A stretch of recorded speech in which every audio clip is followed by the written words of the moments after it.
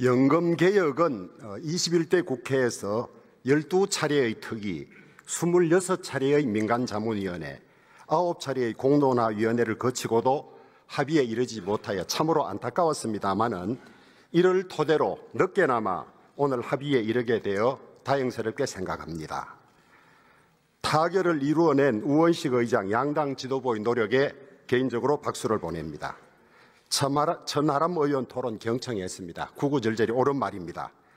여전히 기성세대에게 유리하고 완전하지도 않지만은 그러나 지금으로서는 이 방법밖에 없다고 생각합니다. 소득 대체율을 43%로 인상한 것은 참으로 아쉬운 점입니다.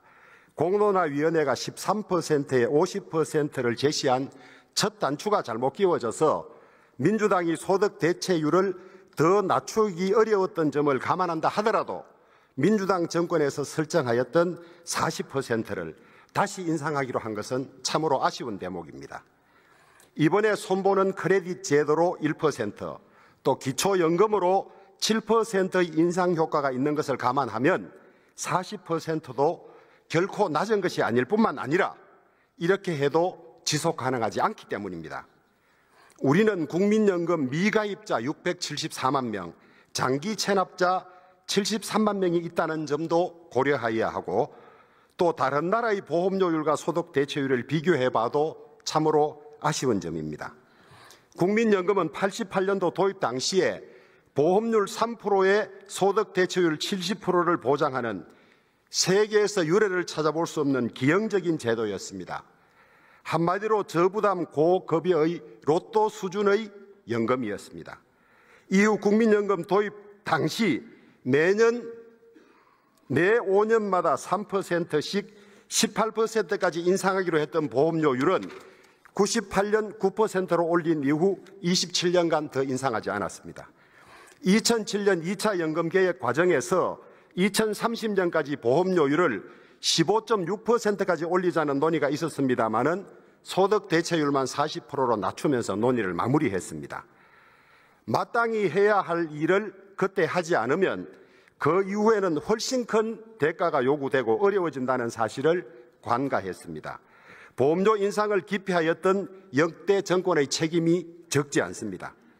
추가적인 구조개혁 논의에 착수하지 못하면 국민연금은 보험료 수지 적자를 피할 길이 없습니다.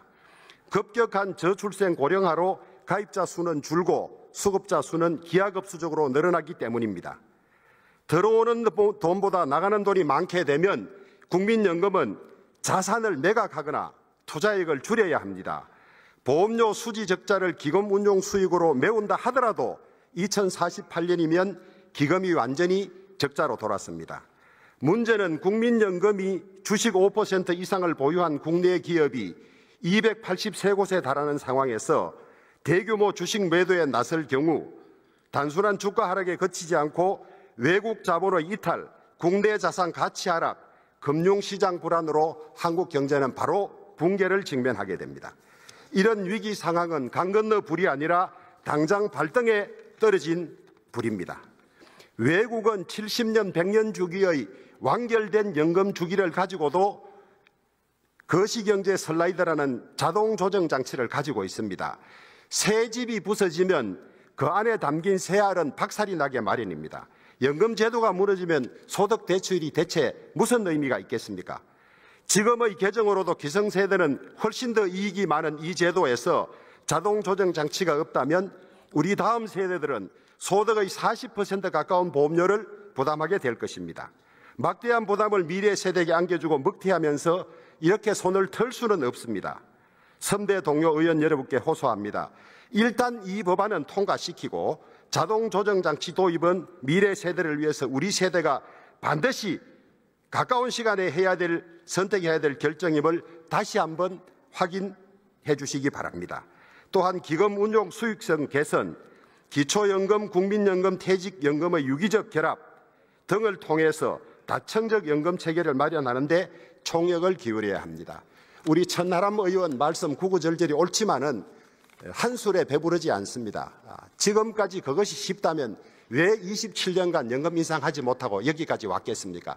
저는 이것만 하더라도 큰 연금에서의 진전이라고 보고 다만 이미 구성된 연금특위